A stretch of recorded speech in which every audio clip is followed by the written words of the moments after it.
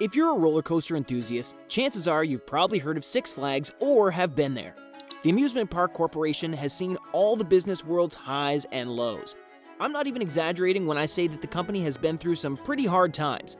Crippling with debt, the company filed for bankruptcy in 2009. But wait, that's not the end of the company. It was able to restructure and bounce back. It looked like the company was doing pretty well for itself until recently. Things have started to get bad for the company again after the pandemic. The revenue has decreased as well as the attendance. So the question is, will it bounce back again like the first time? Or will this be the end of Six Flags as we know it? In today's video, we're going to talk about the rise of Six Flags, their initial decline, and what's happening with the company today. And believe me, this is one you'll want to stick around for. Six Flags Entertainment Corporation is an American amusement park corporation. At one point, one of the biggest to do it. They're headquartered in Arlington, Texas, and was founded in the 1960s. Now you might think, why would someone name an amusement park Six Flags? Makes you wonder, right? Well, Six Flags originally referred to the flags of the 6 different nations that have governed Texas. The nations are Spain, France, Mexico, the Republic of Texas, and the United States of America. I guess since the first park was located in Texas, the founders thought this was an appropriate tribute to the diverse history of Texas. Interestingly enough, the founders of Six Flags didn't even intend to open an amusement park. Angus Wynn and his partners bought 7,500 acres of land in Texas to build an industrial area. This didn't happen initially, mainly due to the fact that they spent all of their money buying the land. They now had to think about some other ways to fund their project. Their other way was to build the Six Flags amusement park. So yes, Six Flags has been treated as a money-making machine from the get-go. It was not some sort of passion project. They named the company Six Flags over Texas. Disneyland had opened a few years earlier and was doing well, so opening an amusement park just made sense. It was an excellent time to be an amusement park owner. Also, Disneyland was expensive, and not everyone could afford it. If you compare the prices, the admission prices of Disneyland was cheap, but admission was literally just that. No rides were included with a ticket. While at Six Flags, you paid for the admission and the rides came with the package. This made more sense, and of course it was cheaper, so they were able to attract millions of people by advertising their cheap prices compared to Disneyland. As I mentioned earlier, Six Flags was not a passion project, but a means to an end. The only reason why it was opened in the first place was to generate enough money so the founders could build their industrial area. The company was sold to Penn Central Corporation 5 years after its opening. Now, you might wonder why it matters. It matters because time and again, we see businesses falling after losing their initial founders. This is because usually, with the new founders, the company loses its identity and becomes a cash-generating machine. But this did not happen with Six Flags because it was treated as such by the founders themselves. This does not mean Six Flags was spared, but that is the point. At one point, the company was on the verge of closing down. This happened because of the constant change in ownership of the company. Constant ownership change means a change in management, meaning the company has less stability. This results in the company performing poorly. So, how did Six Flags get to the point of bankruptcy? In 1966, the founders ventured off to build their industrial area, and Penn Central Corporation acquired it. The expansion of Six Flags began.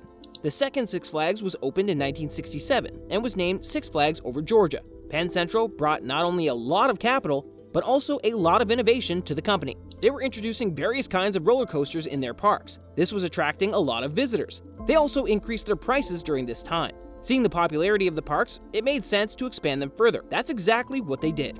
They were opening their parks throughout the country. They were not just building new parks, but also acquiring a lot of local parks as well. Penn Central had a good run with the company. A lot of expansion occurred during this time, but this is where it gets tricky. Penn Central sold Six Flags to Bally Manufacturing in 1982. The era of constant change in ownership started from this period on. Six Flags Great America was opened during this time, and the rights to the Warner Brothers characters were acquired. In my opinion, getting involved with Warner Brothers was not that good of a decision.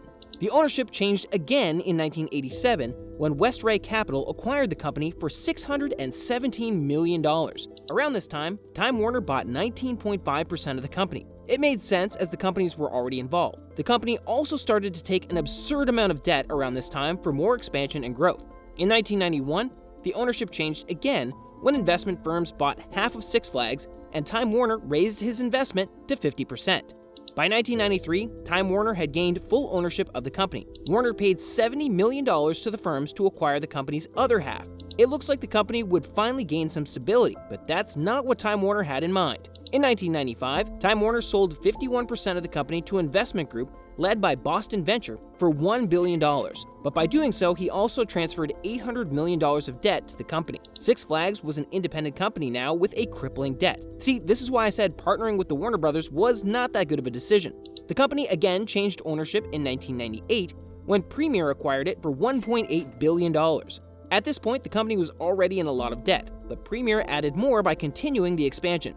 They were adding a lot of rides to the existing parks. Not a good business move on their part. They were paying crazy amounts of interest expenses. It's safe to say that they never made any money during this time because all of their earnings went into their interest expenses.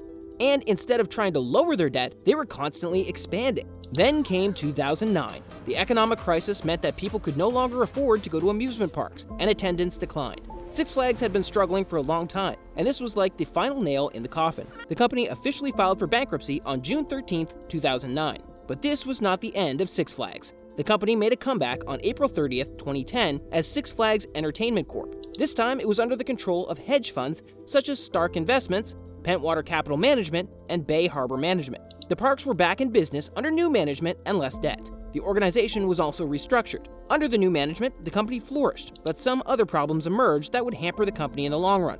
The quality of the service in the parks had started to decline since the 1990s. Amusement parks are not really just about the rides. They're more about the experience as well. The people running Six Flags seem to have forgotten entirely about the experience side of their business. They failed to give their attendees the amazing amusement park experience their competitors could offer. Before the 1990s, there was ample entertainment provided to the people. The parks were clean, and the employees were attentive. By 1990s, the parks had become just about the rides. People had started to notice this. Most went there just for the ride. Well, they're not providing anything else, so let's just say their customers settled for their mediocre service. Before the restructuring, they were often adding new rides, which were expensive. This continued even after the bankruptcy and restructuring. But this time, they decreased the number of rides they added each year and the cost of building those rides. They look like they were made from cheap materials. The parks also have frequent accidents, leaving many people injured and dead. Besides the rides, people usually blame these incidents on the inattentive employees as they neglect the safety of the guests. This has affected the reputation of the company as a whole. What started as a fun day at Six Flags Fiesta Texas quickly turned into a scary situation for more than a dozen people as they became stuck on top of one of the rides, with firefighters rushing out to rescue them. That breaking story, a deadly fall from one of the tallest roller coasters in the world. Yeah, this is both scary and sad. A mother falling to her death while riding the Texas Giant roller coaster at Six Flags. As the parks are on the cheaper side, these parks are frequented by many teenagers. Many people have even called Six Flags the daycare for teenagers. So what does teenagers frequenting the park have to do with decreased attendance? Well, you know how teenagers are. They bring chaos to the park, which in turn makes the parks less family-friendly. Frequent brawls among teenagers are reported from the park area. There is frequent vandalism. This would make any family run in the opposite direction. At 8 o'clock this evening, what we have heard so far is that there seems to have been some sort of a fight at the park, that people were pepper sprayed. Some people were taken into custody, and we've learned in the last few minutes that at least 2 people were transported to the hospital. There were several others reportedly checked out here. Six Flags will make any changes to its operations today after several people were kicked out of the park for inappropriate behavior on opening day. Despite all of this, the park was doing pretty well. The company's stock price reached its highest in 2018. They had about 32.8 million attendees in 2019. Things were looking good for the company, but things were about to change for bad. Then the pandemic happened, which meant everything closed, and the company has never really bounced back from its effects. Six Flags was one of the first amusement parks to resume after the pandemic, but it looks like their inability to provide quality service has made the customers ditch them for their competitors, and things just keep getting worse for the company. Salim Basoul was named CEO of Six Flags in November 2021. He tried to bring many changes to the company all at once. The most important one among them was hiking up the prices. This was a terrible idea. Why would people go to Six Flags when they could almost afford Disneyland at that price? They failed to see that Disneyland is not selling amusement parks, but actually selling the Disney experience. I mean, if parents can afford to take their kids to Disneyland, without a doubt, it is always going to be Disneyland. It is known as the happiest place on earth for a reason. And I do not think a middle-class family can afford their tickets. I mean, is middle class even a thing now? You get the point.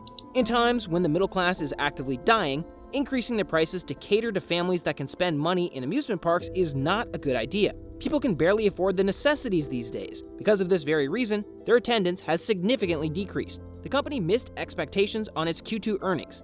Six Flags, this is a company I'm a little bit more embraced with. Six Flags, they took a nosedive down to the trough of the roller coaster this morning after it missed expectations on its quarterly earnings. CEO Salim Basoul, however, did say that the company is seeing a return. The revenue grew by 2%, which can be attributed to a price hike. The total guest spending per capita decreased by 5%. The company also blames the weather for having less attendance at the parks. CEO Salim Basoul justified that the lower attendance resulted from the company's conscious decision to change the customer base, meaning that they're trying to make the parks more family-friendly. They are willing to sacrifice numbers if they get more high-spending guests. It's too early to tell whether or not this strategy will work. It certainly takes some time for this kind of massive change in the company's strategy to show results. I think for now, the company should focus more on building experiences rather than building huge infrastructures.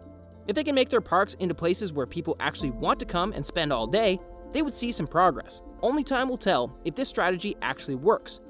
Thanks for tuning in to another episode with us here at Intellectual Digest. See you next week. Intellectual Digest out.